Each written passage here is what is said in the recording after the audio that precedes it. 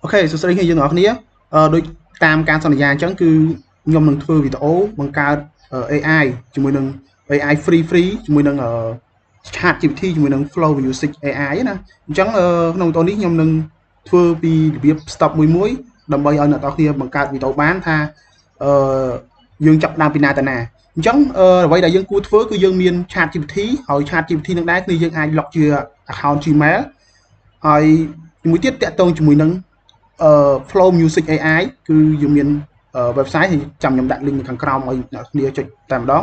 ហើយចំពោះ Flow Music AI នេះគឺអ្នកទាំងគ្នាអាច log in Gmail ដូចគ្នាគ្រាន់តែ log in Gmail គឺយើងអាចប្រើ free ហើយវីដេអូចេញមកគឺច្បាស់តែម្ដងហើយខ្ញុំសូមបញ្ជាក់ដែរនៅក្នុងវីដេអូនេះដែរខ្ញុំមិនមែនជាអ្នកជំនាញផលិតវីដេអូ AI ឬក៏អីទេ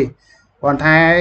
វាជាអ្វីដែលខ្ញុំ research ឃើញហើយខ្ញុំនឹងចែកម្លែកទៅកាន់អ្នកទាំងគ្នាដែលគ្នាយើងមិនទាន់បានចេះនៅការបង្កើតវីដេអូ AI ព្រោះដោយសារតែបច្ចុប្បន្នគឺវីដេអូ AI គឺមានច្រើនមែនទែនគឺ AI យើងមានច្រើនមែនទែនអញ្ចឹង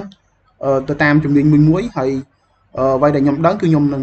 ណែនាំទៅកាន់អ្នកទាំងអស់គ្នាដោយ free ដោយមិនគិតលុយទេអញ្ចឹងអ្នកផ្សេងគេអាចនឹងជាគិតទឹកប្រាក់ឬក៏បង្រៀនយកលុយអញ្ចឹងទៅតែសម្រាប់ខ្ញុំគឺខ្ញុំបង្រៀន free ហើយអញ្ចឹងដើម្បីចូលទៅនេះគឺយើងចាប់ផ្ដើមតែម្ដងខ្ញុំមាន script របស់ខ្ញុំដើម្បីយើងធ្វើការឲ្យ chat GPT គាត់ទៅ say prompt មកអញ្ចឹងយើងគាត់ទៅផាសមកយើងឲ្យគាត់ទៅ say prompt ពី description អំពី subject ណាមួយរឿងសាច់រឿងណាមួយជា clip អញ្ចឹងទៅអញ្ចឹងយើងឲ្យគាត់ទៅ say សាច់រឿងបន្តមកទៀតយើងអាចឲ្យគាត់ធ្វើជាហៅទៅ say prompt មកយើង prompt ហ្នឹងជាលក្ខណៈជា scene ជាសាច់រឿងមួយណាអញ្ចឹងយើងមាន description ដូចគ្នាអញ្ចឹងយើងគាត់ទៅផាសសាច់រឿង prompt នឹងមកនេះជាសាច់រឿងដែល AI គាត់ទៅ say ឲ្យយើងហើយអញ្ចឹងយើងឲ្យគាត់ផលិតជា prompt អញ្ចឹងប្រហែល prompt 5 prompt អញ្ចឹងទៅអញ្ចឹងជាសាច់រឿងមួយហ្មងយើងគាត់តែបញ្ជូនមកនេះវានឹងបញ្ជាក់សាច់រឿងយើងម្ដងទៀតហើយបន្ទាប់មកវានឹងទៅ say ជា prompt 1 prompt 2តាក់ទងជាមួយនឹងវីដេអូរបស់យើងអញ្ចឹងទៅរហូតដល់ prompt 8អញ្ចឹងទៅតាក់ទងអានេះសេះទៅAI វា generate ឲ្យណាអញ្ចឹងដើម្បីបង្កើតបានគ្នាទាំងអស់គ្នាគ្រាន់តែខ្លីៗឯង copy ផាស copy prompt ដែល chat GPT គាត់ឲ្យហ្នឹងគឺយើងយកទៅផាសនៅក្នុង AI របស់យើងគឺនេះ Flow Music ហ្នឹងហើយ Flow Music ហ្នឹងដែរខ្ញុំសូមបញ្ជាក់ដល់អ្នកគ្នាយើងអាចផលិតជាចម្រៀងឬក៏អីបានតែគ្រាន់តែទៅ say ជា prompt ចម្រៀងមកគឺ Flow Music នឹងទៅ say music បានដូចគ្នាតែក្នុងវីដេអូនេះគឺខ្ញុំបង្ហាញពីវីដេអូជាសាច់រឿងជាប្រភេទរឿងណាមួយហើយចំពោះ description នេះកន្លែងអ្នកទាំងគ្នាជាសាច់រឿងអ្នកទាំងគ្នាអាចទៅ say ទៅកាន់chat GPT បានថាអ្នកទាំងគ្នាចង់បានជាសាច់រឿងប្រភេទណាអីប្រភេទណាគឺវានឹងរៀបចំឲ្យ automatic មកអញ្ចឹងយើងគ្រាន់តែប្រហាស prompt របស់យើងដែលយើង generate មកបានយើងចុច enter ហើយវានឹងធ្វើការ generate វីដេអូឲ្យយើងហើយអញ្ចឹងគ្នាយើងអាចចាំបន្តិចវានឹង load តាក់ទងជាមួយនឹងវីដេអូដែលវា generate បានណាអូខេបន្ទាប់ពីវា generate ហើយវានឹងបានជាប្រភេទវីដេអូហើយសំទោសខ្ញុំភ្លេចប្រាប់អ្នកនរគ្នាតាក់ទងជាមួយនឹង resolution ឬក៏ទំហំដែលគ្នាយើងរើសហ្នឹងណាវាអាចឲ្យយើងរើសបានតែអានេះខ្ញុំរសារខ្ញុំអត់បានរើសវាដាក់ automatic តែម្ដងអញ្ចឹងកម្រិតបង្ហាញវាអាចដល់1000 កៅអីនោះអញ្ចឹងគ្នាយើងអាចរើសបានមុននឹង generate តែដោយសារនេះខ្ញុំ generate ហើយនេះគឺជាវីដេអូដែលយើង generate បាន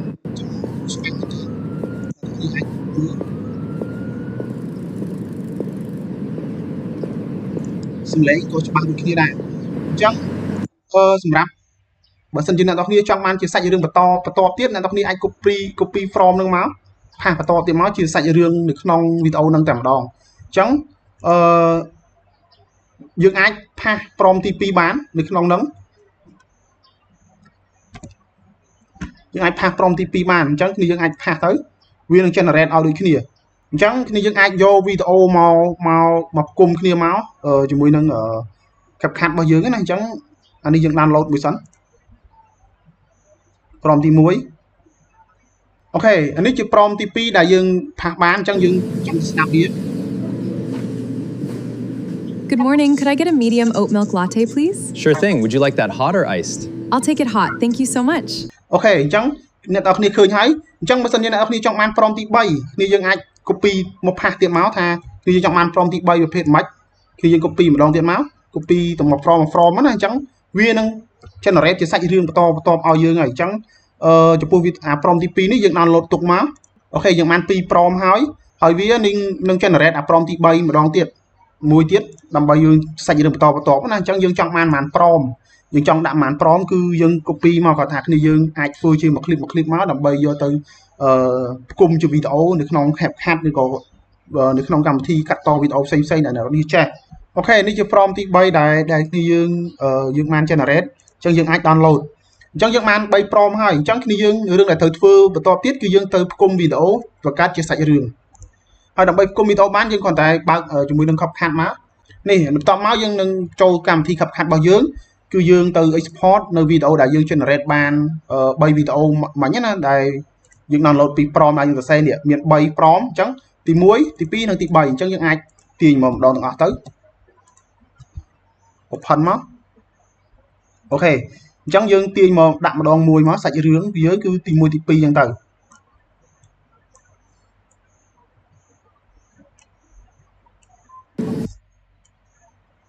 ហើយនេះជាសាច់រឿងទី3អញ្ចឹងអូខេអញ្ចឹងយើងសាក play មើលថាវីដេអូយើងមិនដែរ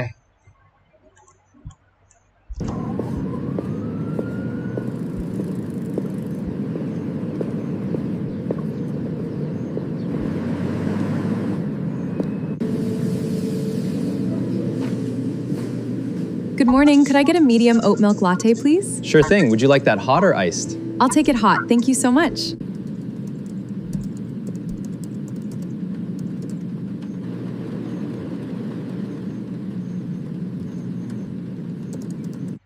Okay នឹងជាវីដេអូគាត់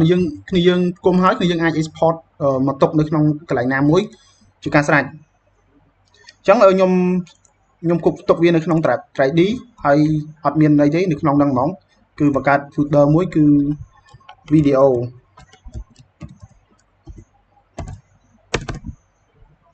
អូខេយើង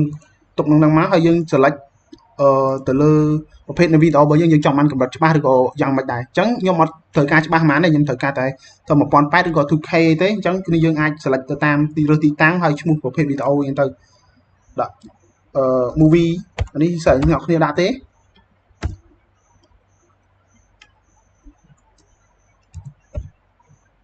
អូខេអញ្ចឹងគ្នាយើងគាត់ទៅចុច export